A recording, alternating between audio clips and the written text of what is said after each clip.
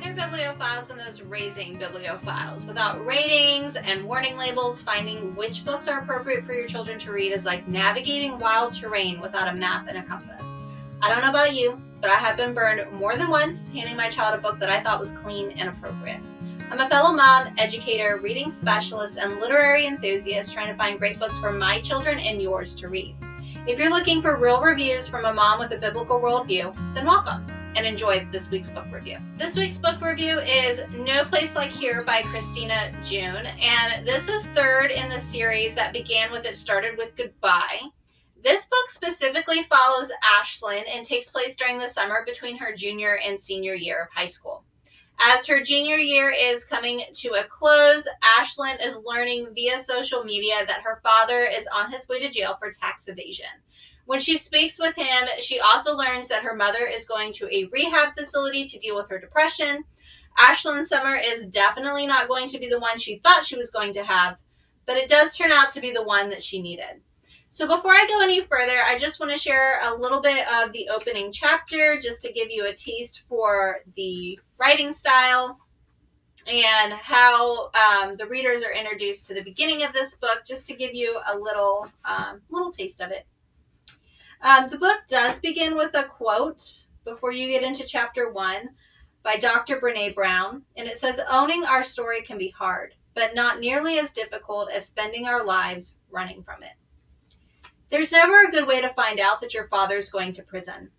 Some are worse than others, though. For example, learning that your father has committed tax evasion via a social media post is on the top 5 worst way list.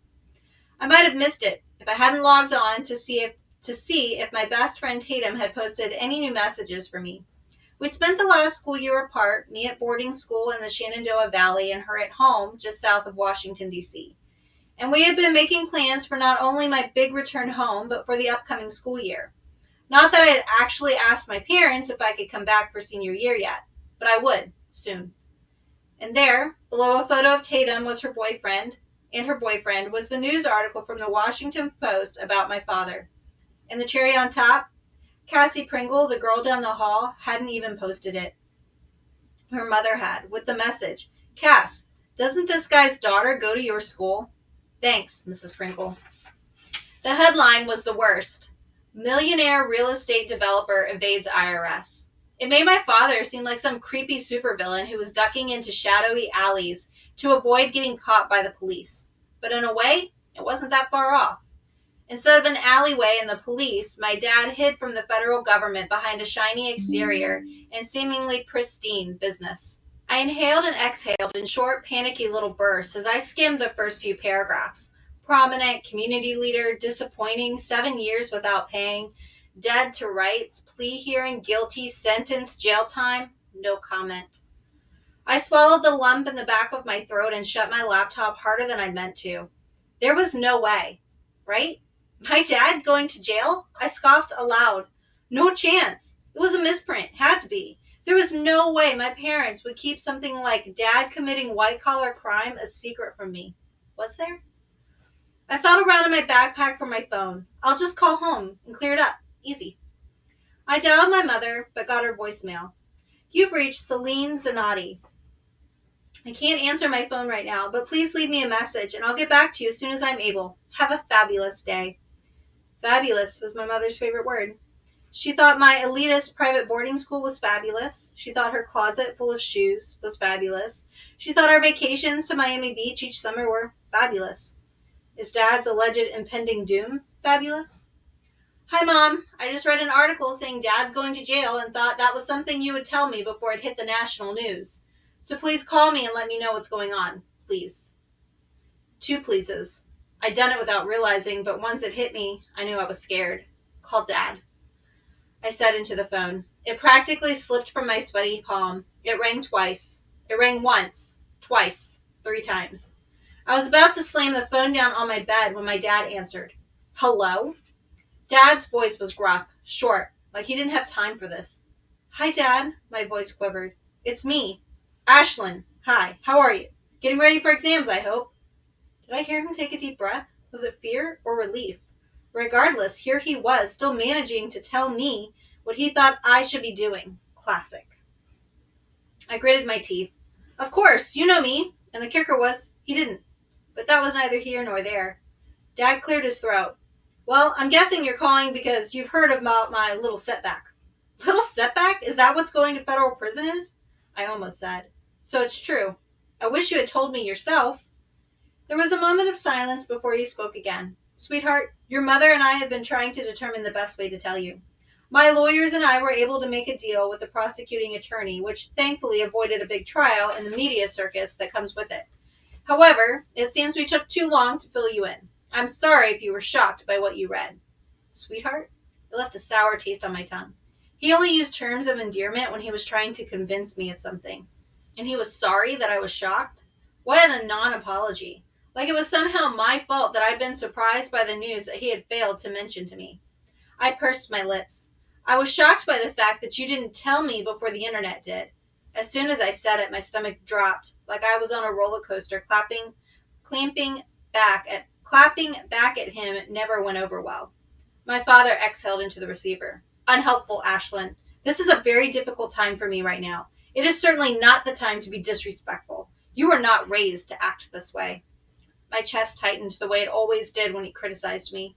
I wanted to tell my dad it was a very difficult time for all of us right now because of him. I wanted to tell him I was angry something catastrophic was happening to our family because of him. I wanted to tell him I felt embarrassed and ashamed because of him. I wanted to tell him that despite my anger, I was scared because of him and for him as well. But I said none of those things. Yes, sir. It never failed. If I said yes, sir, he nodded his head and we moved on.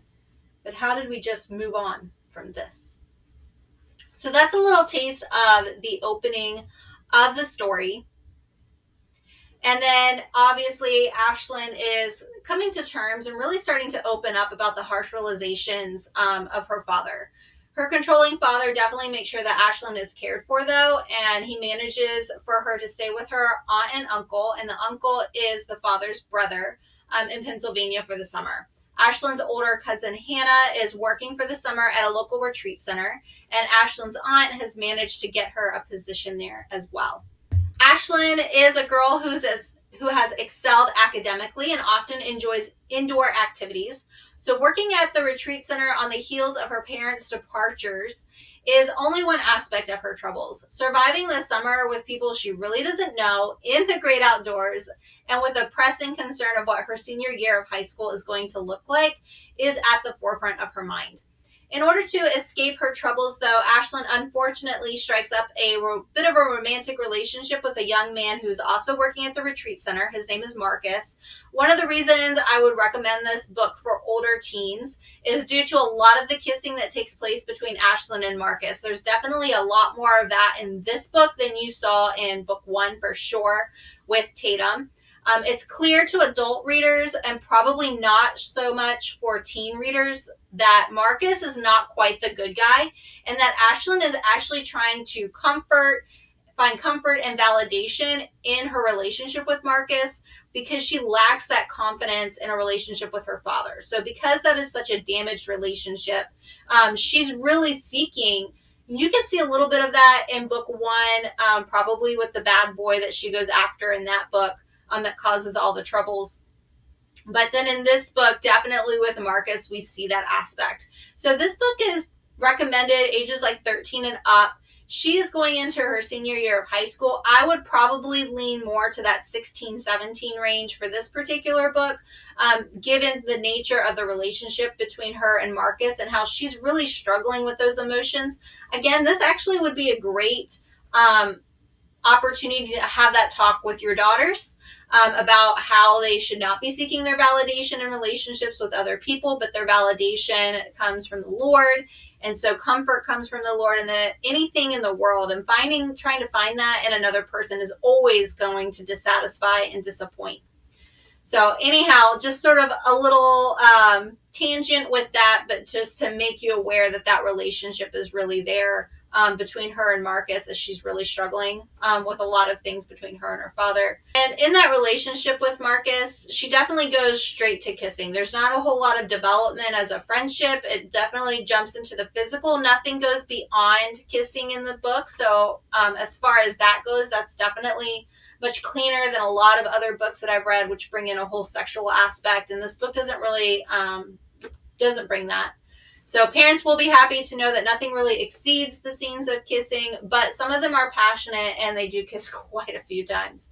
And I definitely encourage you to check out my written review at holdingsteadfastreaders.com. I'll give you a little bit more detail about some of those scenes, what Ashlyn may be thinking or feeling in some of those particular events. Ashlyn does grow and mature, though, from her summer experience, and she does come to see that Marcus understand who he is for who he really is and not what she's wanting him to be or any of that other stuff. She ends up finding him kissing another girl who's also working at the retreat center this summer. And so that really reveals to her or solidifies what she's thinking about him the whole time. But if one guy wasn't enough, there is another young guy who works at the retreat center. His name is Baxter. So Baxter is in charge of the ziplining course. He's a bit older, but he's friendly and he's encouraging to Ashlyn. There does seem to be some sparks between them, but Ashlyn, and this is part of her maturity and development, she realizes that she can't and she shouldn't jump into a relationship with him. That this is something special and that this needs to be pursued in a slow manner. And so they just really, her goal is to start off as friends and sort of to see where things go from there. And so again, that shows that maturity as she's turning away from the relationships that she's had before, people who represent, that Marcus represents, and this idea that there is hope in a relationship, possibly with Baxter in the future, but she knows that she shouldn't jump into it and shouldn't treat it like how she's been treating relationships in the past. So aside from the boys, Ashlyn is the main helper to the new manager of the retreat, Deb. However, Deb makes quite a few mistakes that puts the lives of some of the visitors in jeopardy. Ashlyn begins to keep track of these errors and her concerns, and then along with her cousin Hannah, Ashlyn gets the courage to speak to the owner of the retreat center to make him aware of what's been happening this summer. So it ends well, as the owner is grateful for their courage to speak up and to reveal to him what's been happening. Ashlyn really lacks a lot of self-confidence because of the way her father has been maybe emotionally abusive to her and verbally, a lot of critiques. And so this event really helps her come full circle in her transformation and her own development and understanding what it is that she's able to do and accomplish. In the end, Ashlyn's thankful for the summer that's allowed her to grow. She's committed to continue to growing and to use her voice, to speak her mind with her parents, and mainly the fact that she wants to return home for her final year of high school. We also see growth and development in her mother and in her father. She does visit him several times in prison, and so we do see a development in that. One of the things I do like about this story is that while Ashlyn's family is broken and really struggling with a difficult time, that they are committed to coming together and rectifying the situation. So by the end of the story, there is an agreement that once her father does leave prison, that they are all going to go to counseling together as a family. And so her mom is growing in confidence, and just all of them, that they realize that the trap of materialism, which really contrasts with her uncle's life and the way that he has sort of raised Hannah and the family there. So we have a reconciliation between the brothers. A little bit is growing there. And so it does, again, end on a hopeful note that this family is going to pursue reconciliation with each other, with their extended family, and all of that in the end. And so I think that's great to show readers and to show specifically young people that maybe your family isn't always perfect, but there is hope and that people can grow and people can change. And so that is the gospel, right? That we can turn away from sin, that we can choose new paths. And so this book really does focus a lot on choices, that while Ashlyn may not have had a lot of choice for certain things in her life, she does still have choice in how she responds. And so we see a lot of that too in her own relationship with her father. Hannah can't really understand why she's not angry or hateful. Ashlyn is angry, but she also loves her father. And there comes a point at which there is an opportunity to start that reconciliation. And she realizes that her words are extremely important at this moment, that they're talking. And so she knows that she wants to respond well because she wants this relationship to be fixed. She doesn't want to let it spiral out of control and truly be broken. And so those are all great themes. These are great ideas. For children who maybe haven't experienced homes like this could be a great book that sort of introduces and gives them a new perspective and a new idea to consider, that others that they may come in contact with and interact with in life have different lives and different backgrounds and experiences, especially within families. And so I think that this is great in that regard of, exposing children to alternative families that may have struggles. And then also for those that maybe resonate, that this feels like their family, that they can live with hope, knowing that there is a choice in how we respond, and that there is always hope and reconciliation with families. And so that brokenness doesn't have to be permanent. Again, I encourage you to check out my written review. You're going to see a lot more details for a few things. The only profanity, again, used in this book is crap. You're not going to find anything else in there. And so that's another good thing about this book. Overall, I did really enjoy this book. Again, great themes about friendships, family, bravery. There's also an exploration of what matters most. And it's clear in the book that money and appearances are not. The story also touches, like I said, on some sensitive topics I mentioned before about the mother being depressed. So depression, emotional abuse. The story does, again, end with a hopeful note. And there are plans as they're going to move forward. So I did think this story was very well written about the power of change and forgiveness and reconciliation. So if your readers have read the other books in this series, I would say this one is certainly fine to add to the list. It definitely, again, would encourage parents to have a conversation with their readers about the relationship that she's had with Marcus, and that's not the way to handle our emotions. That is not where we find validation and comfort, that we find it in the Lord. And it's important to remind them to talk about their emotions, especially with their parents or another trusted mentor, in a biblical manner, who can guide them appropriately and not, do everything that Ashlyn has done, but hopefully learn from her story and see how she has that transformative arc and she's learning and changing. And so I think great stories that get your reader thinking about things, especially teens, that's always a win. And so if you have read the other two books in the series, or you have looked at my other reviews, again, No Place Like Here by Christina June is the last little one that I'm aware of. I'm not sure if there's a fourth, but hopefully this book review is helpful to you as parents when deciding what is appropriate for your children to read. And I hope you will join me next week for another book review.